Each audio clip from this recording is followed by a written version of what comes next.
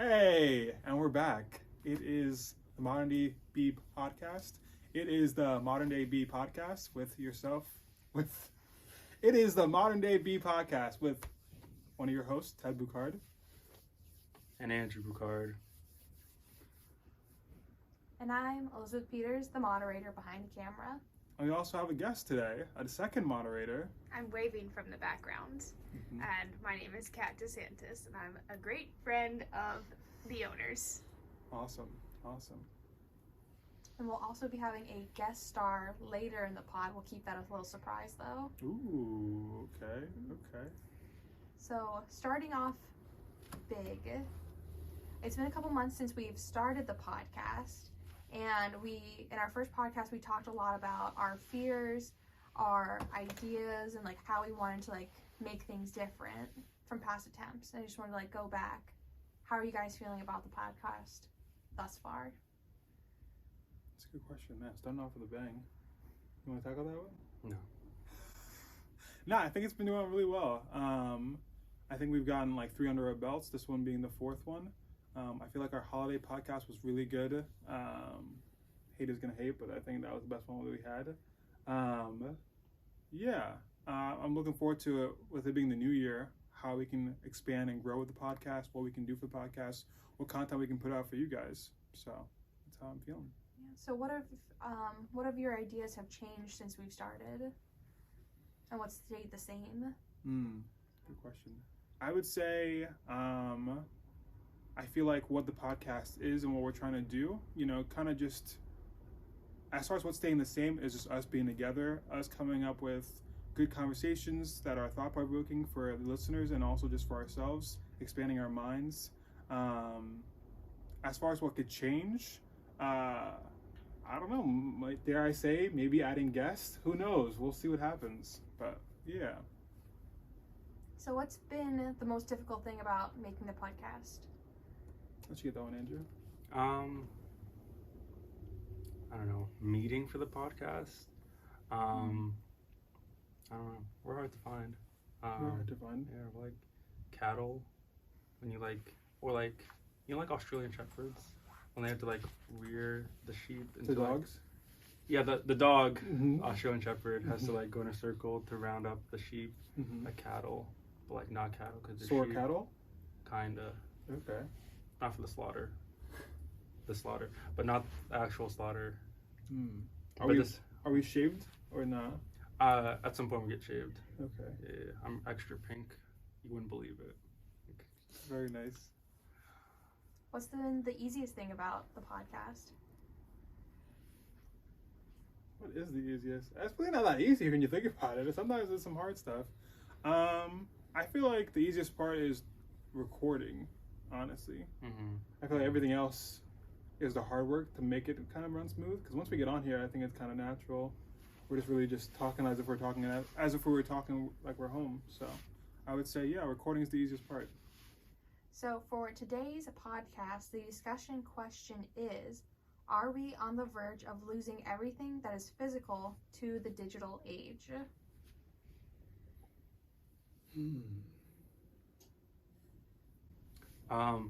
I definitely think we're losing way too many things to the digital age. I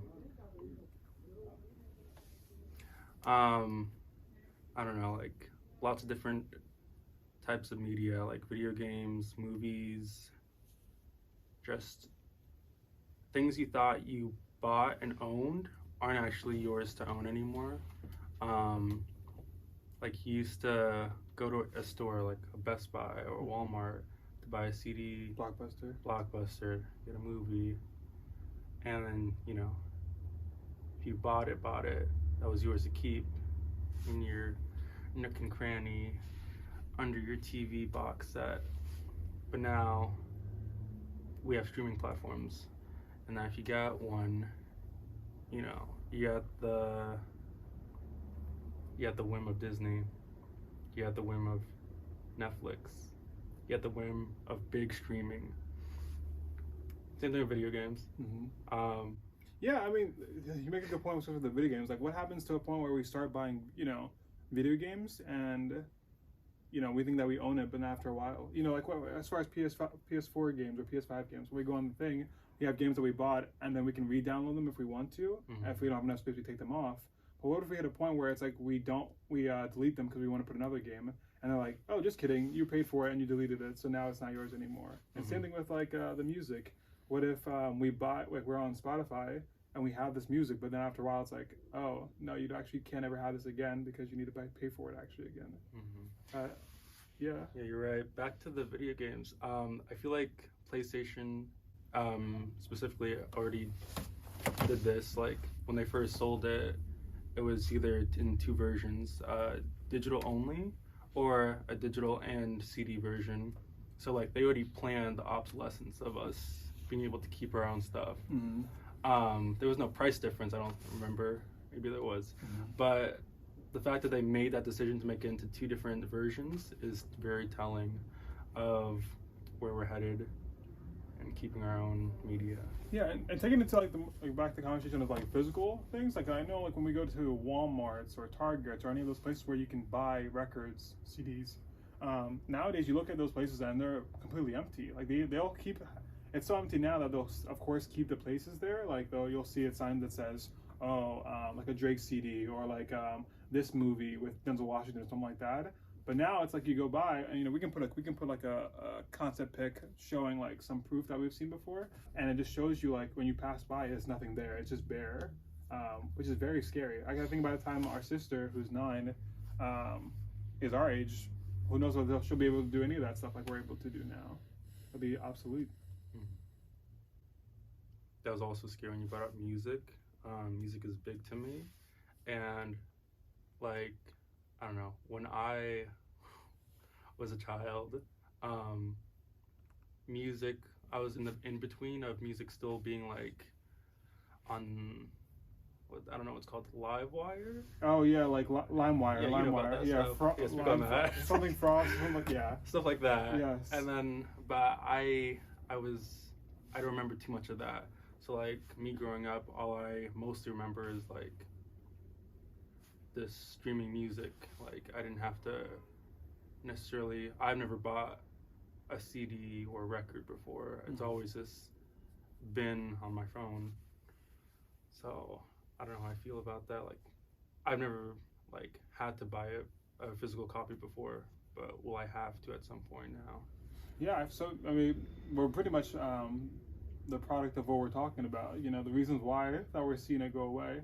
I mean, I know what you're saying. I was like, I don't think I bought any CDs or movies in the past 5 to 10 years. I think the last CD that I ever bought, music-wise, was the High School Musical track, the first movie that came out. True story. I believe you. I also had like an Eminem CD, but like those are the last two ones that I got. I've never, even my favorite artist, I've never even bought any of their songs. I remember when a Drake album came out, like If You're Reading This Is Too Late came out, or when him and Future dropped an album. I remember being on the train station and just going on Twitter, on X, formerly known as Twitter, and I would go deep dive and be like, Drake album, and just wait for someone to send me the leak, and I would just go crazy. I would be a fiend and be like, why would I pay for this when I could just get it free? Someone's gonna find it for me. And lo and behold, I would never not go 24 hours without getting the album when it first came out. So, yeah, are we the problem? I don't think we're the problem, but I think we do enable it by getting too comfortable with not directly owning our media. I'm gonna go back to video games. Some like game developers, like Ubisoft, their CEO, executive person was like, yeah, people need to start getting used to not actually owning their games. And that's nasty. It's very nasty. And lo and behold, their stock price went down after he said that. See what happens? But yeah, so I keep seeing these memes too, as like, if buying your game is not owning it, then that means piracy is not stealing. Ooh. Yeah, so that goes for games. Say it again for the people who didn't hear that. They might not caught that. What did I say? Stealing, if buying the media is not owning it, then piracy is not stealing it. me personally, I've been pirating. This, you know. Hey, United States government, watch out. Ubisoft, we got wait a second. I do pirate stuff. We all do. Legally, of course. Legally, we're doing it legally. No, that's part of the word pirating. It's illegal. But I'm still gonna do it, and I will keep doing it if they keep continuing not letting us actually own what we buy.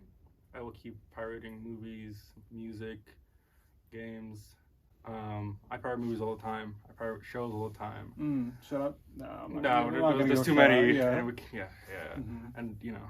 Write the check and we'll shout you out. Come on now. Yeah. But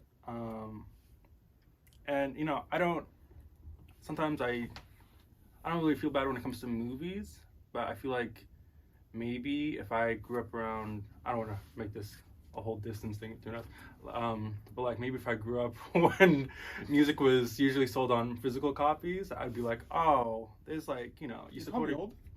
Maybe, but you know, we're supporting an artist when you buy the actual CD and stuff, and like, I don't really support artists. The only way I support them is through word of mouth. I guess I could buy like a band tee, but those are usually really expensive, so I'm not going to. Yeah. I mean, I feel like I hear you saying. I don't think I'd have any problems if we were to go to that route where we don't own this stuff, because I spent my first 10 years of listening to music and movies by pirating things, so I'd just do another 20, 30 more years of doing it again. So it wouldn't really be a big problem to transition to that, I guess. Would you rather have like a system that is kind of like that you already know from the beginning that you're not going to own it, like you're going to rent a game? Or would you rather have like the physical copies with boxes in your house? Is there caveats? No.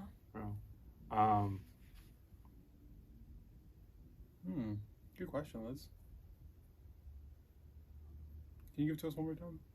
So would you rather live in a world where you know that you're renting games for a specific amount of time, whether that's 30 days or so, and you know that after that 30 days it's going to be gone, or a world where you have, like, for every game you have to have a plastic box that's bigger than the actual game to then put into your PS5 or whatever system. And you said no caveats? No.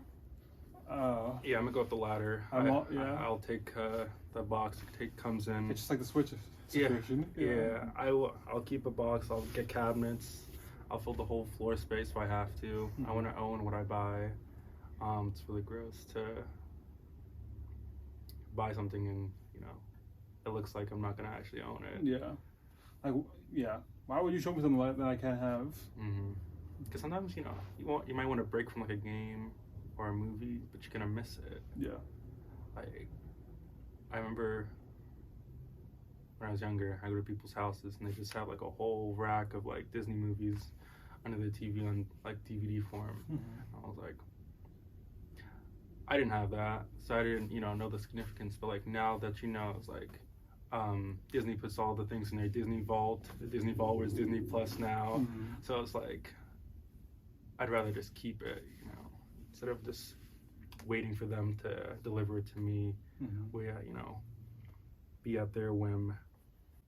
Yeah, I feel like with a lot of things that we're seeing, especially the younger generation, they're coming in the waves. So if we were to see that transition of like, we don't own our own CDs, movies, music that we're paying for to listen to or watch, I think that we could, as a group, like you just said, the gentleman from Ubisoft who came out and said like, we're gonna hit a point where people need to get used to not owning their stuff, and the things, their stock their stock price went down.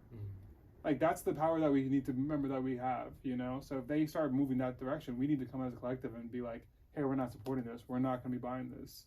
But then you have the trolls who are gonna be like, if you're broke, just say that. So it's always gonna be a back and forth. No. You think so? I think the trolls that say that are just joking. And if they actually mean it, they're just a bunch of bootlickers for corporations. Yowzers, big word. If they're trolling, they don't actually mean that. I'm sure people trolling also want to keep their stuff as well. Yeah, but I hope the people who are trolling, like, but you also gotta But not everybody's gonna know that they're trolling. That's what I worry about. I'm not gonna be like, oh yeah, maybe I should just be able to buy it, you know. But I like that would you rather question, Liz. You know. Yeah, I have some more if you want it. Yeah, I think. Well, you know, before we do that, maybe we should bring another person to the mix, and they can join us with it. Maybe you should take your hat off. Maybe you should take your hat off. Hey. Hey, let's bring him in here. Hey. Thank you for having me, guys. Hey. Oh man. Hey. So, yeah. Tell us who you are. That's tight. That is tight. That is tight. Like when I was saying it was like pink, but like it's still pink. Like Yeah. Hey. Yes. Tell us who you are and what you do. My name is Josh. I work here in Lancaster, over at the Behavioral Health Hospital.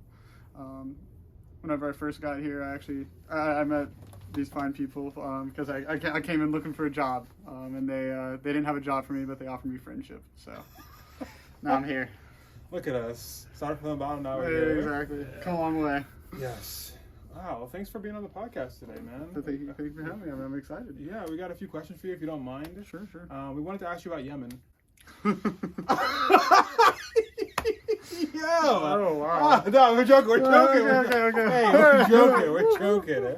So you work at a behavioral health hospital. Talk to us about that. What is the day-to-day like for the people who are not familiar with that? You know, for the people who want to know what a modern day person working at that hospital, what is it like? Give it to us straight. You know, I would consider a behavioral health hospital what is like a modern psychiatric institution, right? It is total inpatient care. Though we've kind of upgraded to have a partial hospitalization program, so when patients, when they're done with their inpatient intensive care, they can kind of matriculate to a less intensive care to hopefully reintegrate into the community better. But you know, I think a lot of people may misunderstand like the nature of what a behavioral health center looks like, right? You know, a lot of people consider it just insanity, crazy, right? Whereas we have a wide range of acuity, right? A lot of different units with different range of acuity, from, you know, major depressive disorder, major anxiety disorder, maybe some lower intensity bipolar disorder to, you know, the schizophrenic, the schizoaffective disorders, right? Mm-hmm. And those are a wide range of acuity, right? And they're not all in the same milieu together, not all in the same part of the facility together. But I kind of oversee all the units on a team of 4. And I work with all the people's commitment statuses. So some people elect to come to our facility. Frankly, most people elect to come to our facility. We sit at about 60% voluntarily committed to our facility, meaning people want to be at the facility to receive treatment. However, there are some individuals who maybe they don't understand the nature of their illness, or that they want to harm themselves so bad that we have to commit them there against their will, right? And so my team that I work on, we deal with their commitment statuses. So making sure that all the legal paperwork is good, making sure that they understand their rights, and making sure that they're able to attend their court hearing, part of the mental health court if they want to. I don't mean to cut you off, but you said something really interesting there when you talked about people's rights. So, you know, you said you have people who go in there who are, you know, not voluntary. What is that like? You know, how do you express to them that they still have those rights, and it's not like, hey, we're locking you up? Because I feel like when we watch a lot of movies and television, it's always talking about people who are going in those type of hospitals. They're kind of like caged up, you know what I mean? Like they really try to push that narrative where like they have no freedom, they're stuck there against their will, stuff like that. Yeah. Sure. So, just in like terms of like different institutions, like different facilities, like our particular facility here in Lancaster doesn't believe in like seclusion. It's actually illegal for us to lock anybody in like a single room, right? Like maybe they are bound to the unit, right? Meaning they can't leave our unit, but we can't lock them in any one given room.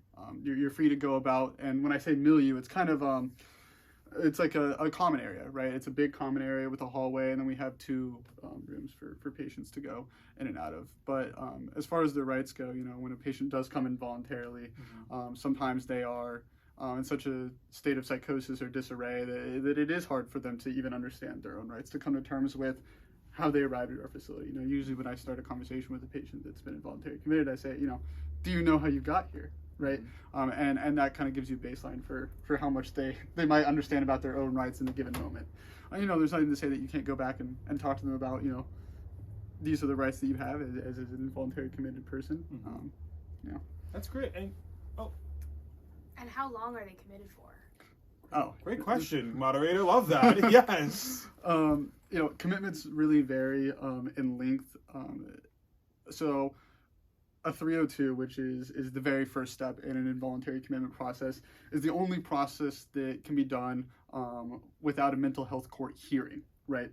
So if you're 302, you're typically seen by 2 psychiatrists, and they evaluate that you're in need of not only involuntary treatment, but you're in need of emergency treatment, right? Mm-hmm. So you have to be hospitalized at that given point. And once it's upheld, it lasts for 120 hours.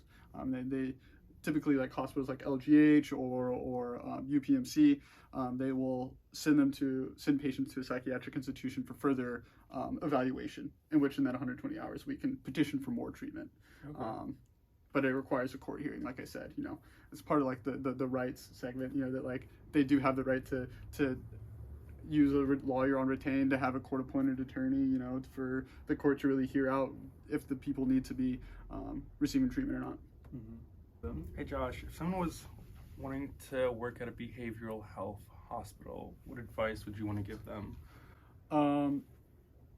I think at the root of all of our work, or at least I hope with all my coworkers, is that they love other people, right? We run into a lot of people who are at a very low point in their lives, maybe mentally, maybe physically, maybe a lot of like extenuating factors as to why they entered our facility. And I think at those points, you need a lot of love and a lot of empathy to understand like how a person ended up there. And I would recommend the people not go into that work without that understanding beforehand. It can be challenging at times.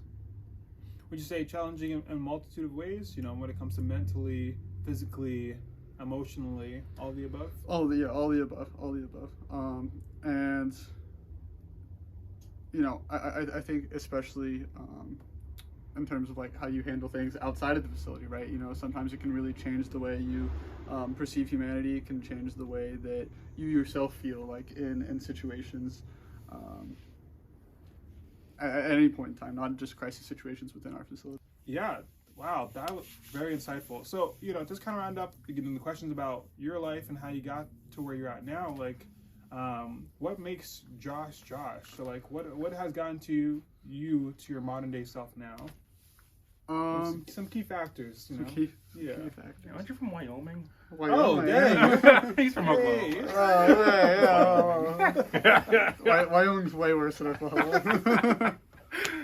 No, I didn't grow up in the South. I was born in Texas, moved around a bunch, which I think, is a major factor in my life as well, moving around a lot, and also, being from not the Northeast, I think makes me stand out here.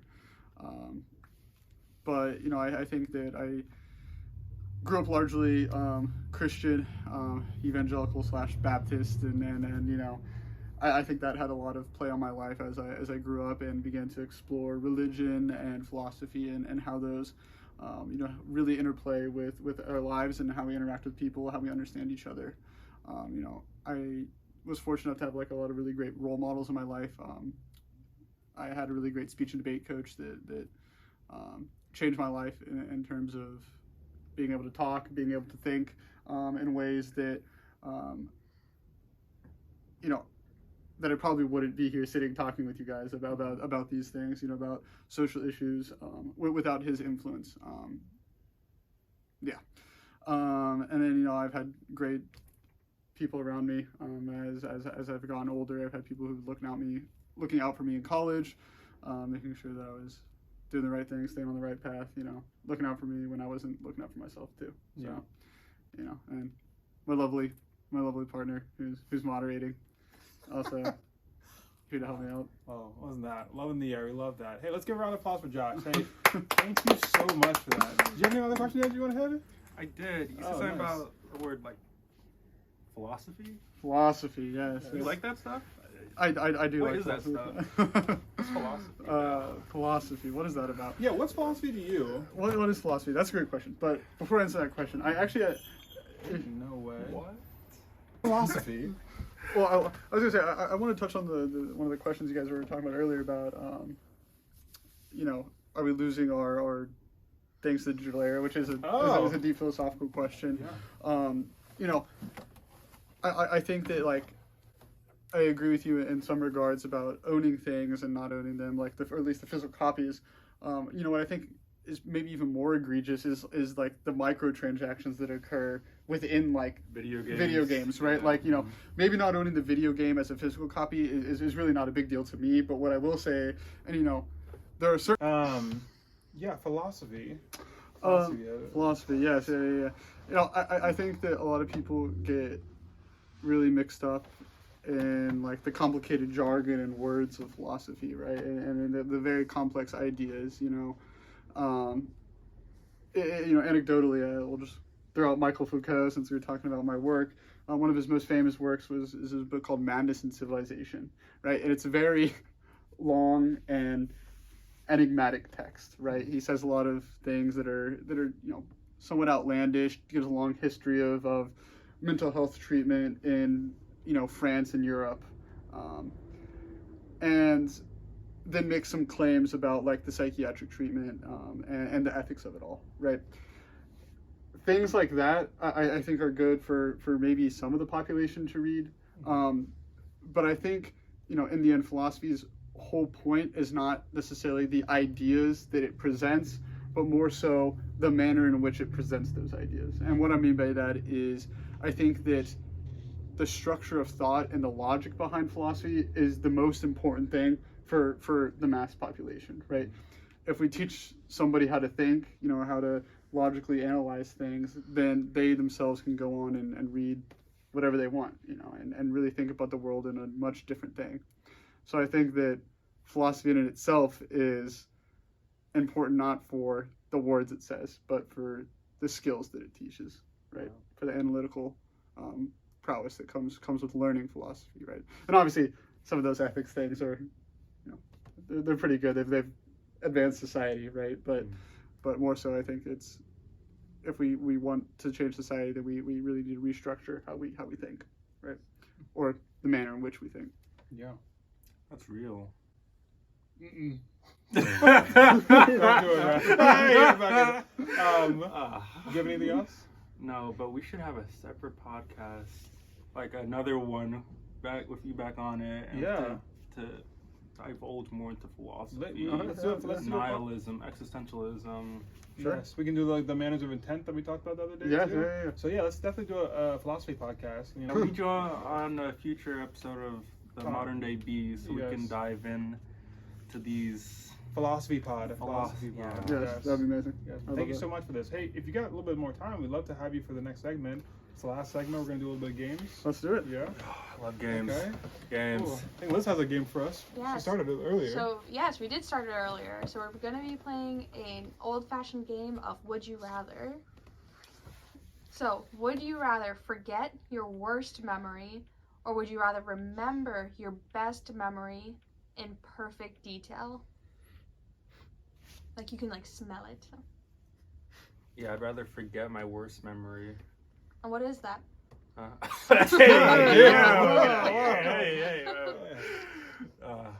it all started 1984. You were born until 2002. 2001.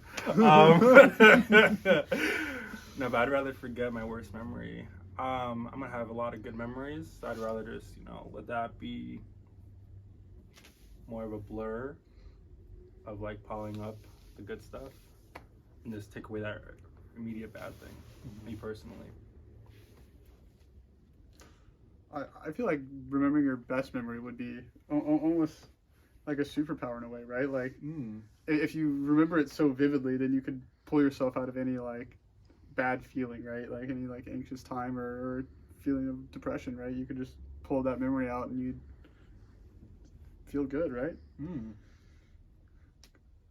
Final answer? Yeah, for sure. I think I'm gonna go with the first one also.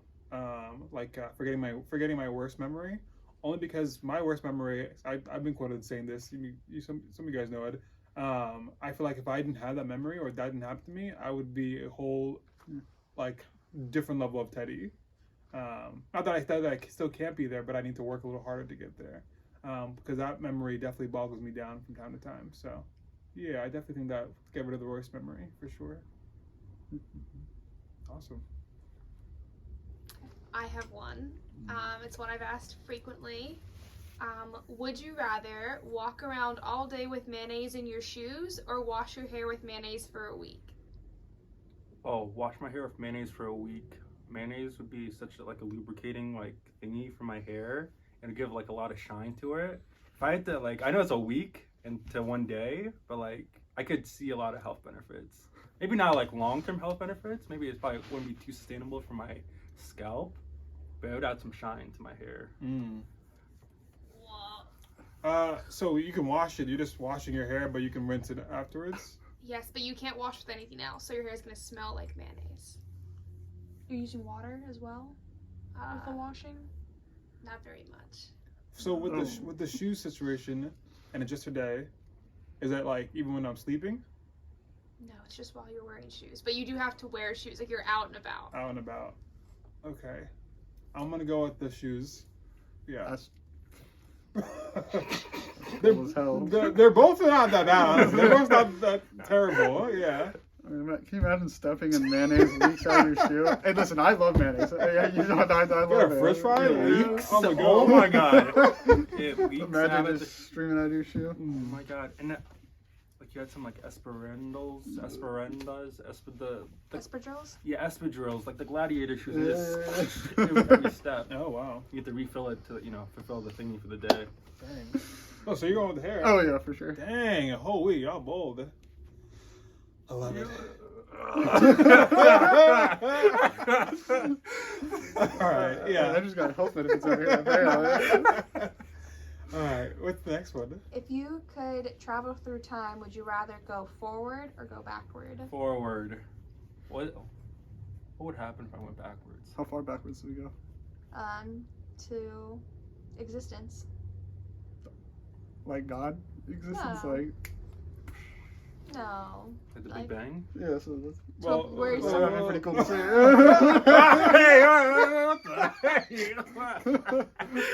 Whenever there was a time that you could exist in that plane, that is when you can go back to. Me personally. And same forward. with moving forward. I gotta go forward. Could you imagine? You'd be like, I want to go to like so far in the future to like the last day of humanity, and it's like tomorrow. Damn. So how's this happening? Is it through a time machine, or just zapping like our whole body just like a zapping? Okay. Is it just the same place in that time, or is it time and place we get to move? That's a good question. Time and place. Time and place. Yeah. I'm gonna go backwards. Yeah. You wanna go backwards? I'm gonna go backwards for sure. That's crazy. Yeah. That's crazy. It's gonna go backwards. Not that far. I wanna go that far back. What do you mean that far back? What are we talking about? That far? Pick a time. Say what time. What do you want to go back? No. What is this gonna? I'll probably go back like right before COVID. Oh. Okay. You stick to your lifetime. All the time and space is at your disposal. Well, I don't want to go too far back where I wouldn't have you. Because if you go, but it's fact, if you go back too far back, you can mess things up for the future. Yeah, so I'm not just gonna a visit. I thought this was for me. I'm telling you my answer. This is for you. This is for you. I am gonna go backwards, probably a little bit before COVID, but after Liz and I met. Huh? So like 2019. Yeah. You know what's crazy? 2019 was the best year of my life too. Oh wow! Damn. But I wouldn't go back to 2019. He also knows the Powerball numbers. Thank you. Yes. Do you know how many jackpots there have been? Like really big jackpots since 2019? A lot. A lot of things that we've talked about that we would have done slightly differently also before the pandemic. So that's why I was thinking about that. That's me. Yeah. That's real. How about you guys? I don't know. It's always a tough question. Yeah, I wouldn't want to go. I come back to where I was. Yeah. I don't know. Going like forward would like suck and staying there because then everybody would age without you. Just for a day though. Just for a day? Oh, okay then. I would go to the future, see how things are going. I don't know. I'm with you that I wouldn't want to go back because I want to like make new decisions and like mess things up, right? Like you know, like if you mess up the timeline, you're not where you are. This is facts. I like where I'm at. What year? Damn. What year? In the future? Yeah. You know, and you don't want to put too far in the future because imagine you like teleport into the future and there's nothing because you're Dunzo. They did that in Futurama a couple times. Yeah, there you go. That'd be scary, wouldn't it? Always Futurama. It's a good show. They did a lot. Yeah, I think I go in like the 2050s or 2060s. That's where I would visit. 2050s, sorry. Like 2000, Sorry. the year of our Lord, apparently. 2055 or something. Wait, why you say that? Because you're like God or Big Bang. I said the year of our Lord. Hey, that's the year. I gotta put copy. Okay. You guys got another one? I think we have one more. Okay. Okay. Would you rather eat a cake iced with mayonnaise or eat mayonnaise flavored ice cream? Also, all my would you rather questions are about mayonnaise. Cake. Can you do one more time? Would you rather eat a cake iced with mayonnaise or mayonnaise flavored ice cream? Cake with the mayo ice cream. With mayo frosting. Oh, frosting. Yeah, I'd eat the mayo frosting first and then eat the cake as a treat for, making it through eating all the mayo. That's a good one. Is there like quantities, like a whole birthday cake versus like a one dip ice cream cone? It's like a slice of cake or like a bowl of ice cream. Okay. I feel like I can do a slice of cake easy. I feel like it's not gonna be that gross. It's just mayonnaise. Well, yeah, mayonnaise on my the cake. mayo off. It's like mayonnaise on cake. cake. I don't know. Oh yeah. I'm also gonna go with the cake and mayonnaise. Yeah, that really wasn't. Yeah. Is it cake? Is a cake. Love that show. That show, yeah, that host guy is Beady eyes. Yeah. Can open to me? Is it cake or is it just really pink? Super pink. Hot pink. I really do love pink on this show, and I want to say thank you to everybody who watched today. Thank you, Josh, for being on the podcast. We're going to get you the next episode. Once again, my name is Ted Bucard. I'm Andrew. Oh, and I'm Josh. I'm Elizabeth. And I'm Kat. And thanks for watching. We'll see you guys next time. Thank you guys. And, don't forget to remember to watch, like, subscribe, comment if you have any questions or want to see anything else.